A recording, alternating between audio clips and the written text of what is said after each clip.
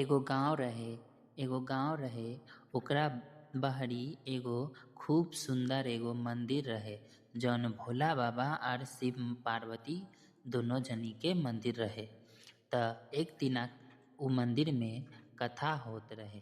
त उ कथा में नाग और नागिन अइलन जवन के उ कथा बहुत बढ़िया लागल। त उ दोनों जनी बैठ करके पूरा कथा के सुनलन। शुरू से लेके अंत तक उ नाग नागिन पूरा कथा के सुनलन और उ कथा समाप्त होवे के बाद दोनों नाग नागिन अपन घर चल दिलन। जब दोनों नाग नागिन जात रहलन त रास्ता में एगो रिक्शा वाला नाग के अपन रिक्शा के पहिया से कुचल दिलन, जेकर वजह से उ नाग के मौत हो गईल। त जब नाग के मौत हो गईल त नागिन देख के बहुत दुखी हो गईली, रोए लगली और मने मन अपना नाग के बुलावत रहली। लेकिन अब त उ नाग ना रहल त नागिन के बहुत दुख लागल। त नागिन अब उ रिक्शा वाला के श्राप दे देहली कि जैसे तू हमरा नाग के मरला ह वैसा ही तोहो एक दिन मर जइबा। हम जैसे अपन नाग से दूर होके रो रो के रहब वैसा ही तोहरो के एक ना एक दिन विदाई सहे के पड़ी। जब तहार बियाह होई त तू अपन मेहरी से जब बढ़िया से बोले लगबा चले लगबा त तहार मौत हो जाई। त उ रिक्शा वाला चिंता में पड़ गईल जे ई त हमरा से बहुत बड़ा भूल हो गईल। उ रिक्शा वाला माफी मांगे के चाहल त उ नागिन हुआ से तब तक चल गईली। त अब रिक्शा वाला सोचत सोचत घर गईल और कुछ दिन बीत गईल, लेकिन वो ई बात केहू से नइखे बताइल, ना ही अपन माई बाबू घर परिवार में केहू के नइखे बतैले। त अब कुछ दिन जब बीत गईल त उ रिक्शा वाला के माई बाबू ओकरा के कहे लागल बियाह करे खातिर, लेकिन उ रिक्शा वाला तैयार ना होखस। काहे कि उ त जानत रहे यदि हम बियाह क लेब त हमार मौत हो जाई, जैसे कि उ नागिन हमके श्राप देले रहली। त वही से उ लइका बियाह करे के ना चाहत रहे आ ना ही उ बात अपन घर परिवार वाला के बतावे के चाहत रहे। उ यही से ना बतावे के चाहत रहे कि हमार घर वाला चिंता में पड़ जइहे जे का होई ना होई।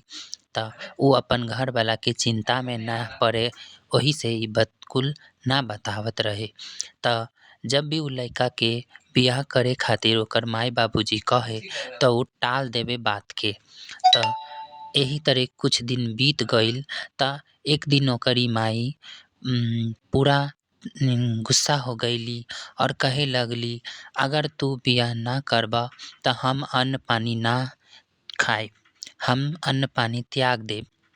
त अब लड़का के कुछ सूझत ना रहे त उ अपना माई बाबूजी के बात पर बियाह कई लेलस और बियाह कइला के बाद उ अपन घर परिवार में सबसे हंसत बोलत रहे, लेकिन उ अपन मेहरी से ना बोलत रहे। त ओही तरह कुछ दिन बीत गईल और उ मने मने ओकर मेहरी सोचे लगली कि सबका से बोलेलन हंसेलन, हमरा से ना बोलेलन, कोनो बात त जरूर बा, या त हम इनका पसंद नइखी या त इनका कोई और बियाह करे के मन होखे। त हम त कुछ दिन देखा तानी ओकरा बाद इनका से पूछेम। त ओकर मेहरी कुछ दिन देखली सोचली जे अब का करब ना करब। त कुछ दिन बाद जब ओकरा के ना रहल गईल त एक दिन पूछ लेहली जे रउआ त अपन घर परिवार में सबसे निके निके बोलेली, निके निके हंसेनी, त हमरा से काहे नइखी बोलत, का हम रउआ पसंद नइखी या रउआ के कोनो दोसर बियाह करे के मन बा। अगर अइसन कोनो बात बा त हमसे बता दी। त उ लइका कुछ ना बोलस। उ सोचे अगर हम ई बात एकरा के बता दी त ई टेंशन में पड़ जाई, और हम अगर एकरा से हंसे बोले लागब त उ नागिन हमके डस ली और हम मर जाइब। ओही से उ लइका कुछु ना बोलस। त ओही तरह कुछ दिन और बीत गईल। ओकरी बाद एक दिन ओकर मेहरी ओकर हाथ पकड़ लेहलस और कहलस, आज हम जौन जौन बात पूछब रउआ यदि ना कहब त हम राउर बाह ना छोड़ब। त ओकर मेहरी दोबारा से ई कुल बतिया पूछे लगली, का हम रउआ पसंद नइखी? त लइका कहलस, ना तू हमके पसंद बारू, हमके तोहरा से कौनो तकलीफ नइखे। तू त निके निके रहेलू, हंसेलू, बोलेलू, खाना पीना पकावेलू, खाएलू, सब काम काज करेलू, तोहरा से हमरा कौनो दिक्कत नइखे। त ओकर मेहरी कहली, त फिर कौना बात बा जे रउआ हमसे नइखी बोलत तानी? त जब ओकर मेहरी पूरा जिद करे लगली तब उ सोचलस कि ना, अब काम ना चली, अब एकरा के सब बात बतावही के पड़ी। तब लइका उ सब बात बतौलस अपन मेहरी के, और ई बात कुल जाने के बाद ओकर मेहरी कहली, ठीक बा, अगर अइसन बात बा त एकर हम सुझाव कर देब।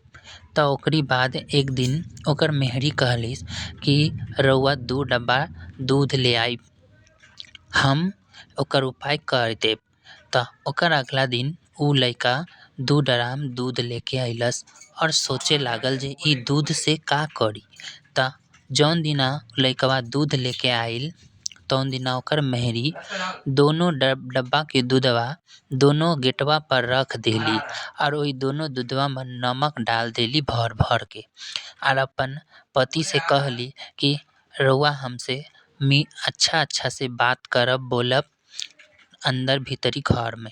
त ओही दिनवा लइकवा अपन पत्नी से बात करत रहे, बोलत रहे, हंसत रहे, और ओकर पत्नी ओकर पाँव दबावत रहे। त नागिन के पता चल गईल जे उ लइकवा अपन पत्नी से हंसता बोलता। त नागिन गईली ओकरा के डसे खातिर। त जब नागिन गईली ओकर घरे त बाहरी देखली कि दूध राखल बा, और नागिन बड़ी दूर से आइल रहली त ओकरा के भूख प्यास भी लाग गईल रहे। त उ दूधवा देख के नागिन से रहल ना गईल, और नागिन सब कहली कि पहले ई दूधवा पी लेतानी, ओकरी बादे ओकरा जाकर के डस लेब। त नागिन पहले दूधवा पी लेली। दूधवा पियला के बाद भीतरी घर में गईली त उ लइकवा के पत्नी दोनों कर जोड़ लेहली और मुहवा से कुछो ना बोलत रहली, खाली दुनू कर जोड़ कर खड़ा रहली। त नागिन के उ दृश्य देखकर नागिन के भी माया आ गईल। त नागिन कहली कि जो हम तहार पति के बकस देनी, काहे से कि हम तहार नीमक खइले बानी। और नागिन ई बात कहली त ओकर लइकवा भी ई बात सुनलन त कहलन जे हमार पत्नी का बढ़िया दिमाग लगौली ह। नागिन कहली कि नीमक खइला से ओकर कर्जा हो जाला और उ अदा करे के पड़ेला। त उहे कर्जा हो गईल बा हमार तोहरा पर।